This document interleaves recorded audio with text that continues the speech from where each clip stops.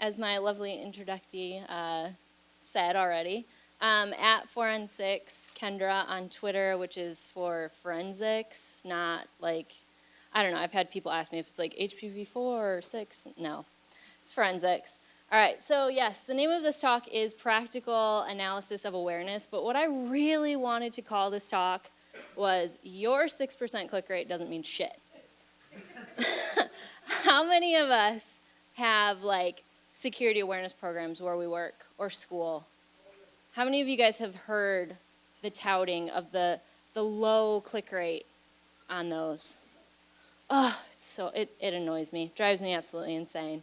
All right, so let's talk a little bit about me, because I know that's what you guys are here to learn about, is me. So I got my bachelor's degree in digital forensics from a very small school in Michigan called Davenport University. Did not even know that we were the Panthers. That's how much I didn't give a crap when I was in school. But apparently we are, so now fun fact, you guys all know that as well. I have my CISSP, so you guys can trust me. I specialize in incident response on a day-to-day basis, the detection side, the incident response side of it. This is my favorite meme ever, the cute little guy from Minions. And also a big part of what I do is security awareness training. So, shocker, that's what we're going to talk about today. Now, the non-technical side of who I am, I'm an animal lover. I have 3 lovely dogs that are actually still in Michigan. I don't live there anymore, but they're there. And then I have 3 ducks and a goose, which goose is clearly missing from photo. But they are surviving the long winter in Michigan while I am enjoying lovely Atlanta. I'm a wine drinker, do-it-yourselfer. Pinterest has literally been the death of me. I can't even tell you how many projects I've attempted. And if you ever go online and you look at like Pinterest fails, where you see, things that, what it should look like versus what it actually looks like, oh, God, I should probably have every single one of my projects posted on there. And I also like to tell stories, so I'm sure we'll probably get into that a little bit. But here's a map of the United States, in case you guys didn't know. I used to live there in great old Michigan, and I most recently worked for a company called Duo Security. Everybody know Duo? Yeah? Pretty great company, right?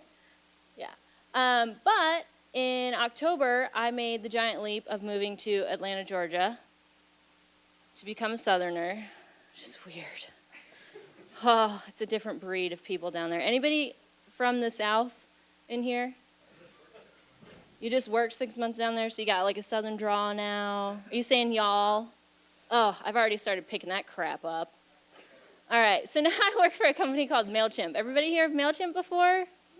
All right, perfect. So it's been a lot of fun. The company is a lot larger than I expected. We're about 750 people, hiring rapidly if anybody is on the hunt for a job. But it's been a really fun last couple of months and a very interesting transition to see a company that was so focused from a security perspective, such as Duo, to move to MailChimp, where their focus has been very focused on the security of their application, which makes sense. But unfortunately, when that happens, you kind of leave your actual employees out a little bit. So that's kind of where I've been targeting a lot of my focus for the last few months. All right. Now, who are you guys? I'm going to pass the mic around. Y'all introduce yourselves. I'm just kidding. Just kidding. But by show of hands, how many of you guys are like brand new in InfoSec? Awesome. That's really cool. How many of you guys have been in InfoSec for like the 5 to 10 year mark? All right, cool. And then 10 and above. Awesome. Now, by another show of hands, how many of you guys in here would consider yourselves more defensive or blue teamers? Okay, good number of you. And what about red team offensive side? All right, so you guys are in here to learn all our secrets. I see what's up. All right, so why are you guys here? I ask this question of my employees or the people that I give security education trainings to every time that I start a class. Why are you here? What motivated you to come here? Was it organic? Did you come on your own? Or was it mandated? Did you have a genuine interest in coming here? you came to learn? Or was it obligatory? Did somebody say, oh, by the way, we have this once-a-year training you guys have to come to, and you have to be here, right? We probably all have heard that spiel, and we've all ended up in those types of trainings, which means you came to check a box. Hopefully none of you are here to check a box. Hopefully you're here because of that genuine interest. All right, so at the bulk of what I want to talk about for this presentation is the fact that we have to take education more seriously when it comes to security. And Dr. Lovely earlier this morning, if you guys were here during opening remarks, he mentioned the human element of security and why that's so important. Because at the end of the day, we've all heard you can't patch the humans, right? And it only takes one mistake to potentially bring down a company. So education is extremely important. So today we're going to talk about the current state of security awareness, what we're getting wrong, whether or not your program is successful, and then how we can improve our efforts. All right. So currently, security awareness is broken down into a few different types of training modules. One other thing that we probably all just got bombarded with in October, National Cybersecurity Awareness Month, right? Did everybody participate in something for NCSAM? Yes, it's like shove it down your throat for 1 month and then we're going to forget completely about it. And then the fake phishing campaigns, which if you guys have listened to the first couple of keynotes this morning, we've heard a ton about phishing already. Because phishing is effective, it's one of the most easy ways for an attacker to get into a company and to get the information that they need on top of regular social engineering. But the problem is we're overfishing our users. So at the end of these few things that we're doing to kind of put together security awareness training, we end up with users, especially at the end of October, like this. They're like, no, I'm done. I don't want to do this anymore. I don't care. It's security awareness. I just checked the box. Let's move on, guys. I've got other stuff that I need to worry about, right? And at the end of the day, security really fits in various parts of our organization. How many of you guys actually work for a security team in your organization? That's great, right? And you probably recognize the rest of these teams. There's compliance teams, there's human resources, legal, training, our IT department. In some companies, the security responsibilities don't even fall within the security team itself. And that's actually something that I am working to combat right now at MailChimp. A lot of our security functions live within our IT department, which is scary, to say the least. So working to pull that back into the security company or into the security team where we actually care a lot about security and the things that people are clicking on, and we're actually working with them to educate versus just saying, yep, thanks for sending that fish, we'll do our best to remove it from servers, things like that. And depending on where that fits in your organization, you see differences in your training programs. Obviously, if the security awareness portion fits within your compliance team, you're going to get a lot of compliance-focused training. You're going to get a lot of information about data privacy and what types of things you can share and what type of things you can't share. If it fits within the training and development team, it's going to be the widest cast net over as many things as they can possibly train you on. It's going to be like an inch deep. All right. And at the end of the day, we're all trying to avoid what? Being the next big news story, right? None of us want to wake up in the morning and look on Slack or whatever messaging app or get an email or see in the news, company X, Y, and Z, latest breach. That feels awful, right? Well, it would. I don't know for sure. But we have options when it comes to security awareness training as well. We can either build our programs or we can buy it. And because I'm such a do-it-yourselfer, I prefer the build-it-yourself approach, the build-it-yourself approach. I think I'm going to put together a security awareness Pinterest page.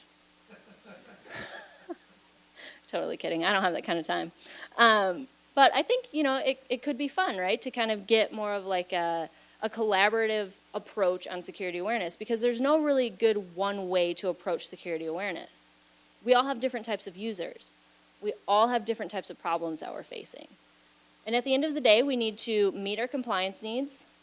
We obviously have to stick within a budget, darn budgets. We need to educate our employees, and it needs to be relevant to the things that we personally deal with. You know, if it's news related, obviously we want to be able to protect our reporters and things like that. If it's the financial services industry, there's different things that we want to protect there as well. If you have a large customer base, you want to make sure that you're protecting the data that your customers have trusted you with, such as credit card information. And unfortunately, if any of you guys have recently Googled security awareness programs, has anybody done that recently? Like to see what kind of vendors are out there? Holy crap. I'm going to show you a few. Full disclaimer, I do not support or suggest using any of these. I'm just trying to show you a few that are out there.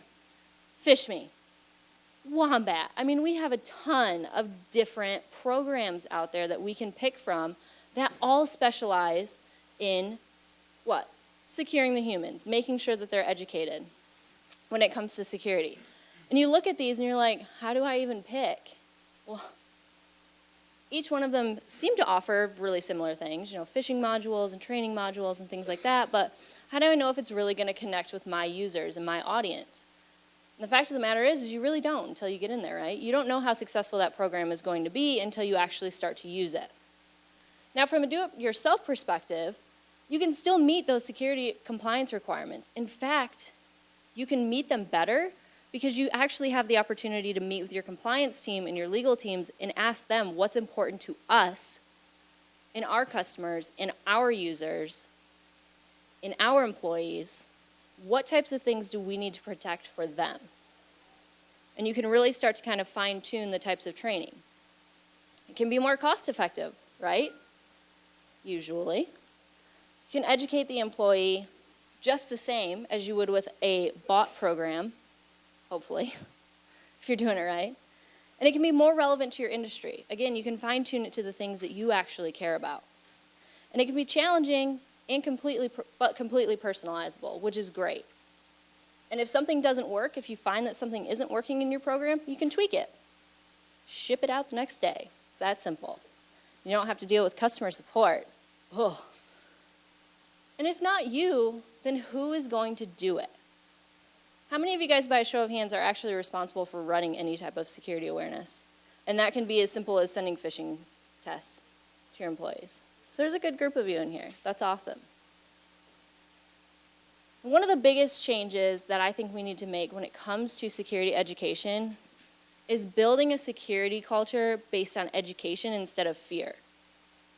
There's nothing I hate more than walking into an organization and having them shout paranoia and fear and making people afraid of clicking on things, because that is not a good way to create a security culture.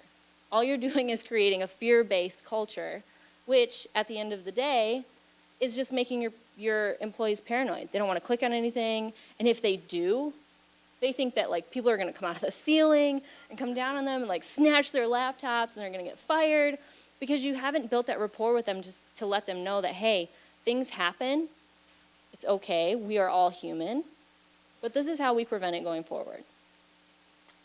So what are we getting wrong? Now this is where I want to open it up to you guys to see what types of things you guys think we're getting wrong from a security awareness perspective. Where are we failing? Go ahead. Once a year, check that damn box compliance training. Yep, terrible. What else? Where else are we failing? Go ahead. Same training. Ugh. Yeah, so same video modules you just click through. Terrible. Anything else you guys think we're failing on? Understanding what's relevant. Okay. Paying any attention to research about how people actually learn. Exactly. So not paying attention to the ways that people actually take in content. Some people are very hands-on, right? We learn at a young age that we all have different learning styles and mechanisms in which we absorb information. Some of you that are sitting in this room right now listening to me talk, it's like, whatever. I'll catch it on the replay, maybe. Some of you are reading the content on the slides and you're like, okay, I'm getting that. I don't really give a crap about what she's saying. Some of you, if I had an actual activity up here that we could do, you would learn from that, right? So why, when we're doing security education, are we doing it one way? We're saying, here's your online training module, or go sit and watch Kendra talk for an hour. Not everybody learns like that. Sure, go ahead.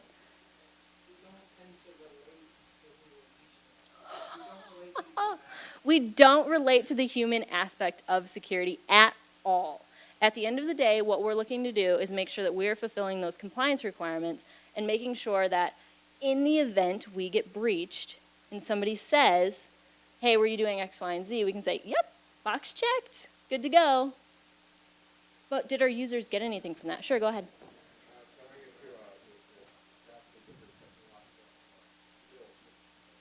Yeah, so not taking into account the different technological skills that your user base has as well. Not every user that walks in your door on day one really has much knowledge about a computer. And then you have those other folks that are like, yeah, I know everything about computers. But yeah, they're still missing some stuff when it comes to security, right? So, the other thing that we're really messing up on is the special snowflakes. Who knows who those special snowflakes are? Anybody? Sorry. Developers are definitely special snowflakes. What about that sea level? Don't fish them. Meh, they get angry. I don't care. Fish them. They need to learn too. But those are your special snowflakes that you're dealing with, right? And again, we mentioned check the box. It's hit or miss with your employees. There's no transparency when it comes to security oftentimes. If an incident occurs at a company, a lot of times we keep it like really hush-hush. We're like, oh, that wasn't something we needed to disclose. We'll just keep it right here. But the more aware our users are of the threats that we're actually facing, the more vigilant they become and able to actually detect these things. Reusing the same tactics. You guys did great. Did you guys look at my slides ahead of time? I don't trust any of you hackers. All right. And employees are getting so good at spotting the fakes. So good. I actually had a friend a couple of days ago. He messaged me and he was like, I had a question for you. So I've been using the same phishing tool over and over again on my employees, bi-weekly, and my click rate's 0%. They must be doing really well, right? I'm like, that's so cute. You need to come listen to my talk. But really, your users are getting good at spotting the fakes. They're learning the types of things that you're targeting them with, and we're not using the types of tactics that a normal attacker is going to use. If an attacker is really focused on getting into your company specifically, they're going to do what? Spearfish. They're going to do that OSINT ahead of time. They're going to look for what types of things your users are going to fall for, right? Not just sending out one mass email across the entire company saying, hey, your credit card was charged for upcoming travel. Okay, what percentage of your company even travels? Maybe like 10%. So that leaves about 90% of your company that's like, well, I'm not traveling, delete. This is not relevant to me. So they're getting really good at spotting the fakes. And then again, highlighting security education only once per year. Every single day that you go into the office, or every single time that you interact with a user, a customer, an employee, guess what? You have the opportunity to educate them every single time. And if you engage them in conversation, you'll surprisingly find how interested they actually are. I'll tell you one of the best ways to get people to start talking about security and letting their guards down. How many of us love to lockpick? Oh, lockpicking is so much fun. Get a bunch of locks, set them down in like a common area at your work, and invite people to come pick locks with you. Oh, the questions you get from people who are just not really thinking and they're just tinkering with stuff. It's amazing. And it's such a good way to start to build that rapport with the rest of your company and let them know that the security team really isn't as scary as we look. I mean, I have to wear a lot of makeup just, so people don't get scared by me. But it helps. So if you have to do that too. So now we want to talk about, is our program successful? What do you guys think? What types of things are you guys using currently to determine whether or not you think your security culture is strong? Go ahead. Don't be shy. What types of metrics are you guys using, or what types of things are you seeing when you're walking around the office that indicate, yeah, it's all right? Anything? Days since last breach. Whoa. All right. Yeah, that's a good indicator. Wow. All right. Anything else? I was going to say everyone's afraid to mention that 6% click rate now. Sorry, ruined that for you. All right. What about like training module participation levels? Does that really matter? Does it matter, honestly? No. Why? They have to take them anyway. They don't give a damn. They're just clicking through them. Now, how many of you guys have training modules with like a quiz at the end? And the user has to score like, I don't know, what's the general, like 80%? Let's say 80%. How many times are you guys re-letting them try those 5 questions? How many times? Unlimited! Yes! Which means I can click through that content and then just look at the questions as many times as I want, or ask my neighbor, hey, what was the answer to that one? And I got nothing from it. And if you have honest conversations with your users, they'll tell you, yep, that's what I do. It happens. We're all human, right? Same thing with when like the sexual harassment one comes out every year. I'm like I mean, it sucks, like I'll admit it, but we all do it. We haven't been breached yet, or days since last breach. Sure, hopefully that's a very big number. But I actually had a meeting one time in a large company, and we were trying to get some new software. We were talking to the C-levels, talking to them about budget and things like that. And I'm not kidding you. The person said, why do we need that? We haven't even been breached yet. I was like, if my head could have spun around, it would have, for sure. So how do we know if we're getting things right then? If those really aren't that good of indicators, what types of things should we be looking at? Any idea? Go ahead. I gave my security team a KPI of counting how many people they have a 5-minute conversation with over the course of a week. Okay, about security. So how many people are they actually engaging with about security? Kind of like outside of their regular day-to-day job routine. I love that. That's really great. And it can be kind of weird to like approach someone in the hallway and have a random conversation about security, right? Oh, they come to you. That's great too. Yeah. So you can encourage people to come to you. You can have security office hours. Get people to come and approach you. Do that lockpicking thing. Throw out other random challenges. Show them giant password databases and have them search for theirs in it. That can be fun. Different things to just engage your users, because at the end of the day, they're not attending conferences like these. They are getting their news about security from what you tell them, the types of things that they need to be aware of, and then the news, which is terrifying. Holy crap, stay off the news. Yeah, that's not the best place to get your security education sometimes, is it? But that's where our users are getting a lot of their information. And then they come to us and they're like, oh my God, I heard about this thing. Is my computer infected? What are you guys doing to protect us? And it's great to be armed with responses on what we're actually doing and how they can protect themselves at home, right? Because we want to relate it back to the person, not just the employee. So 5 things that I always, always, always preach in my security awareness are these 5 things here. Everybody has seen these, right? Everybody is doing these in this room. You better be. No, I'm just kidding. Updating your devices. As soon as those updates are pushed, let users know why that's important. Why is that important? Well, because there's these little exploit kits out there that the longer you let your machine go unupdated, it becomes easier for attackers to exploit them, right? Let them know that. Using strong passwords, why is that important? And even more so, why is it important to never reuse your password on another site or on multiple sites? Using a password manager. This is probably the most the bulk of the conversations that I have with users. Because they constantly are forgetting their passwords and having us reset them.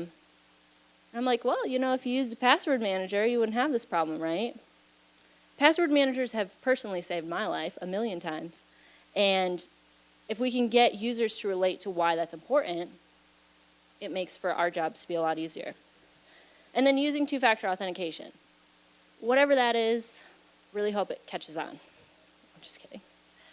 All right. So relating the why to them personally instead of to a policy. How many of us really care about policy? Yeah?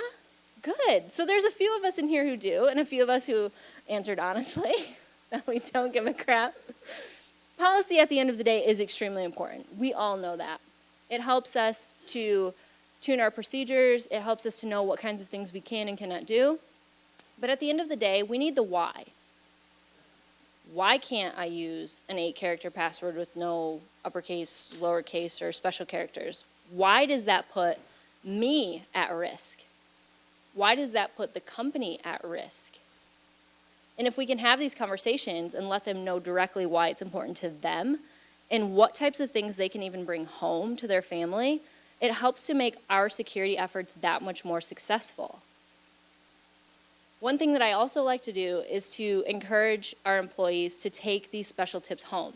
So everybody gets like a printout that has those top 5 things for security, and I encourage them to put it on their fridge at home. If they have kids, talk to their kids about it. It's never too early to start with security education, right? So that can be fun. You know, most of the employees that sit through my security education, I'm sure they are the life of the party at New Year's and whatever else. So how can we improve? How do we make this better? How can we improve the security culture? I love this. I always have to find a way to work this in somehow. No, we're not perfect. None of us are perfect. Security education is never going to be perfect. Why? Because every single one of you sitting in this room, myself included, have different things that we care about. I have ducks and a goose that I care about. Does anybody else in here have ducks and a goose that they care about? No, okay. Probably because I'm weird.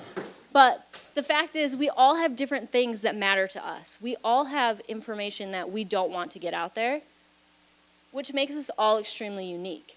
So, in order to fix this, what we need to do is educate everyone, including those special snowflakes. If you get pushback from like the head of your security department or IT or something like that that says, nah, last time we tried to fish those C-level guys, they got a little antsy about it. Good. Do it again. And let them know why that's important. Your C-level, or even the folks that are just below them, are the most known in your company, right? They're the most targeted. They're the easiest to target. And they click on everything. Literally everything. So we need to educate everyone. We need to make sure that even the brand new guy that comes in the door is getting that basic level of security awareness training right on up to that C-level.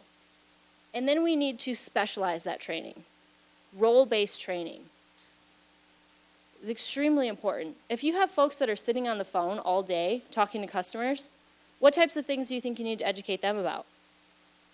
Social engineering, right? Falling for people calling and trying to get customer data or trying to scam any type of information out of them. That's super important. We need to switch it up. That same training every single year, boring. It's boring. It's boring for us, right? We put it out there, we don't even want to take it. So switch it up. We have so many different avenues. The news, pick up a newspaper, pick a new news story, and educate your users on that. Like, what happened? What could have prevented it? What types of things are we doing to prevent that? How can you protect yourselves at home? Relate it back to the person, not the employee, not necessarily the policy. And transparency. So again, real examples. If you have things that you can share, which granted there will be things that come across as like a security analyst that you can't necessarily share widespread with the entire company, but share as much as you can. For instance, if a user loses their laptop, Ugh, that one hurts, right? It happens a lot, though, sadly. You get a report of a user that's like, hey, guys, just so you know, last night I went to the bar, and I was drinking a little bit, and then I forgot my backpack there. Which, how do you do that? I don't know.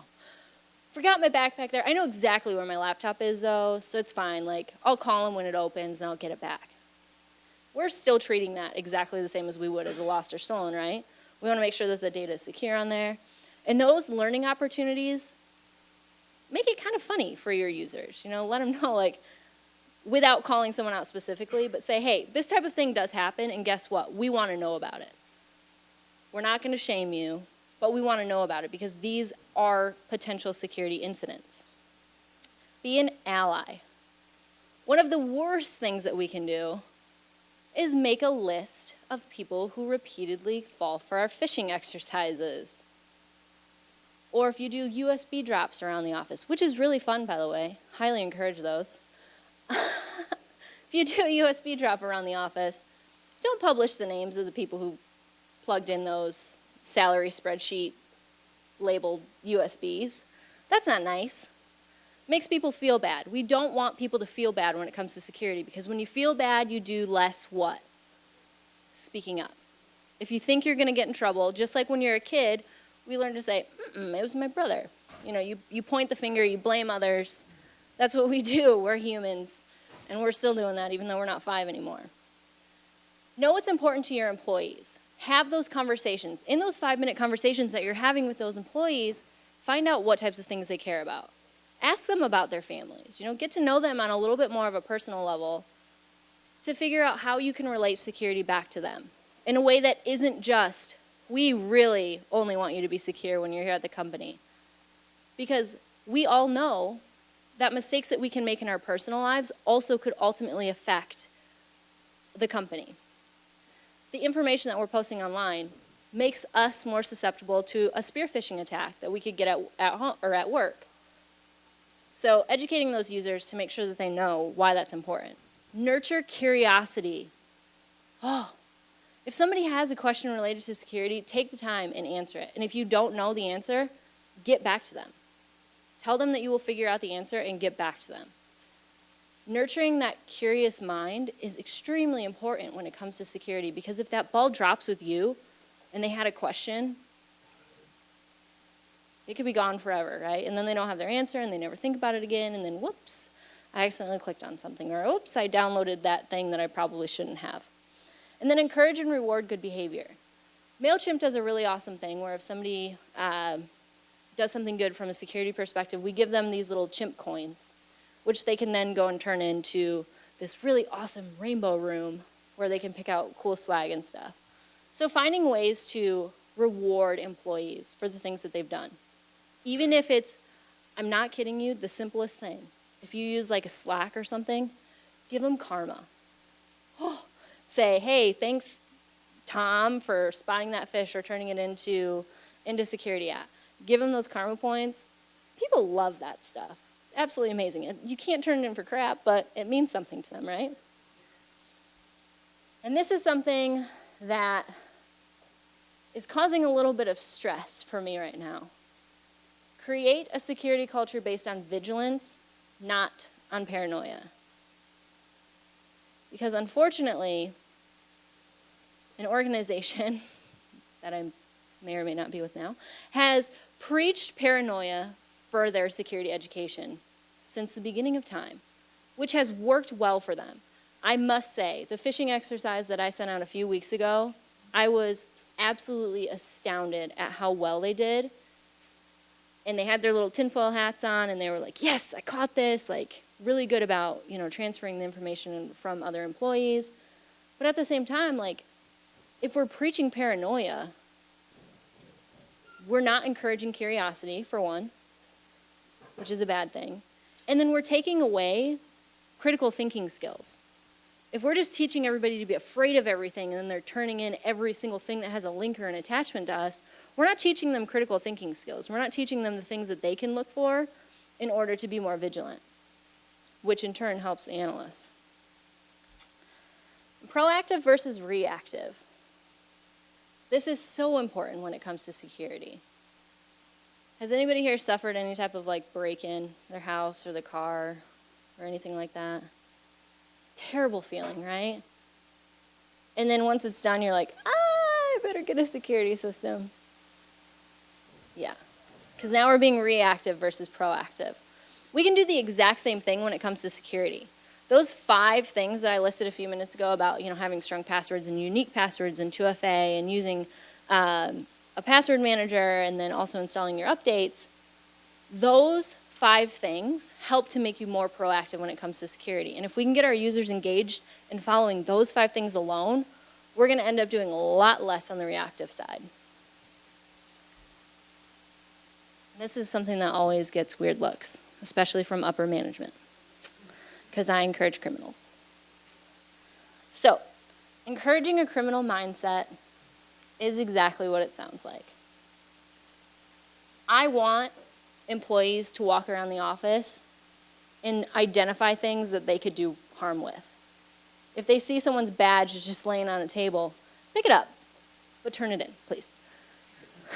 Because we don't want that to get into the wrong hands. But think about things critically when you see them. If you see a USB laying around, think about the harm that that could potentially cause. 1, could it have sensitive data on it? Yes. Could it have data on it that you might want to see? Maybe. But we're not going to plug that in. Letting people know why these things are important. But if you're encouraging them to think like a criminal, it also helps them to allow you to alert you to the things that they see that are weird. Like, oh, by the way, that back door when I came in this morning, the lock wasn't working. Well, if you're thinking about it from a criminal perspective, that's awesome. I can just get right in. But if they're actually actively thinking about these things, then they can alert the proper people to it. All right, so where should we be looking? What types of things can we look at to let us know whether or not we have a strong security culture? Reports from employees tell amazing stories. Absolutely amazing stories. Oftentimes, some of the things that they report, especially when it comes to like a phishing campaign, first of all, are just hilarious. Like one of my favorite ones recently was, WTF is this shit? Like, yeah, that's correct. And then, hey, I didn't have enough coffee this morning before I just blindly clicked on that. All right. So these are telling us good stories about our users and our culture and the types of things that we need to be educating them on. We need to make sure that they have a cup of coffee the second they walk in the door. Okay, perfect. We know that. We can change our culture based on that. Employee behaviors. One of the greatest things that I witnessed while sending that phishing campaign a couple of weeks ago was just kind of monitoring the chatter around the office. And I wasn't really like that covert when I sent out this phish. The entire company got it at the exact same time. So if anybody was paying attention and accidentally entered their creds and got that, whoops, you've been phished, then they told the 10 people around them, and it drastically starts to plummet your click rate, right? So employee behaviors are really important to monitor and watch, because I always encourage people to act even with a fake phishing campaign that they've identified as being like, yeah, Kendra sent this crap. Treat it exactly as you would any normal phishing campaign. Send it to security. Tell everyone around you not to click on it. I don't care. Make my click rate suck. It's not what I'm there for. I'm there to educate you guys, and I want to see not only how my team responds, I want to see how you guys respond as well. So it's very important. Other things that we can look at. Oh, admin right overuse. Oh, having 15 or more G Suite admins or admins to any other system that you might use, probably not best practice, right? Super admins, I might add. Oh, that's smart. Looking at like the types of roles that your users have and doing those regular audits, those types of things tell a really good story about your security culture, not even from the employee perspective, but like how your security team or your IT team is doing in general. Hold each other accountable. And your tools are actually a lot more valuable than you think. So our tools can tell us, when users have updated their devices. Sometimes we might just push a mass update across the entire organization, but other times we might actually have to have users go out and update those. See how quickly they're updating those devices. And if you got some stragglers, pull them aside and let them know why it's important.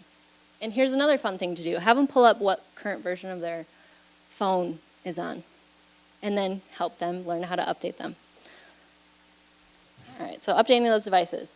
Using strong and unique passwords. If you're using any type of like enterprise password suite or password manager, you can get a lot of really great, valuable data out of that. You can tell, if people are reusing their master password across multiple sites, if they're reusing passwords in general, and then help to encourage better behavior. I know LastPass, for instance, will just send automated annoying emails to users, which is very helpful. That password manager, encouraging people to use those not only for work, but also for personal lives. Again, LastPass has the ability to link your enterprise account to your personal account. That's good data for us to have. Lets us know what types of things people are taking seriously. And then two-factor authentication. Are our users using two-factor authentication? You can do a lot of really quick searches in different tools that you use to see whether or not people have turned that on. And pro tip, enforce it if it's a possibility. That's a really great thing that you can do. So those are, I guess, my main tips for you guys. Things that we can do to help build our security culture. Do we have any questions? I unfortunately don't have a lot of time to hang out afterwards. I've got to catch a plane. So if you guys have any questions, I've got like 10 minutes or so. Sure, go ahead. What's your feeling on bringing value back to security when you have employees or group of employees that have security burnout? So they're already knowledgeable, but news, work, compliance, they're just trying to find ways around what they don't see value. Finding ways around security burnout as far as like they're just too inundated with news and stuff like that, or Especially film stuff. yeah. So I guess the best thing that I would say to encourage that, something that could be really effective would be sending out like a quick newsletter of, hey, here's a couple of things that we've seen in the news recently. Encouraging them to follow like specific Twitter feeds that don't inundate them with like too much information. I know a lot of developers and things like that that will spend a lot of time during the day just combing through different security articles, which that can be too much. Like even for me personally, that's too much information. I want a concise format that I can just get information. One thing that's also really effective is if you do have some type of communication channel, so like a Slack or something like that, limiting who can post in a specific channel, for instance, and then just putting like top headlines or things like that they should be looking out for. That can be a really effective way to make it so they're not just getting inundated with things that don't necessarily affect their day-to-day life from a development perspective. Anything else? Sure. So how much would you say, like, we're talking about vigilance versus paranoia, how much do you share on something like, oh look, somebody lost a laptop because of this, we've done these procedures? Yeah. Just a little bit more on that. Yeah, so our security department is trying to be more and more transparent. At the company I worked for previously, we did a really good job about being transparent. The thing that we wanted to obviously always be careful of is getting that like pointed fingers or like making that person feel bad or shameful. So something that you can also do in those instances is like collect a few stories and share them like once a month or once a quarter. Or turn it into something funny, like make it seem like it's not even something that actually happened, put like a random character in it. Or something that I've done many times is make myself the butt of the joke. Put your own name in it. I don't give a crap if you think I lost my laptop. This is what we did to handle it.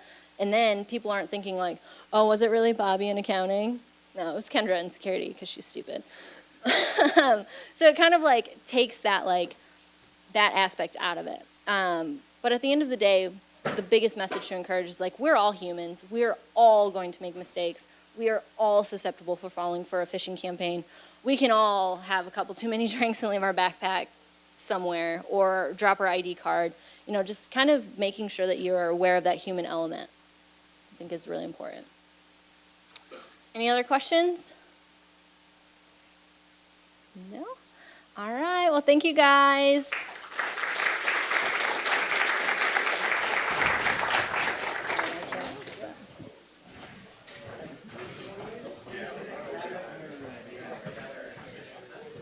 clarify, I do not work for the security team.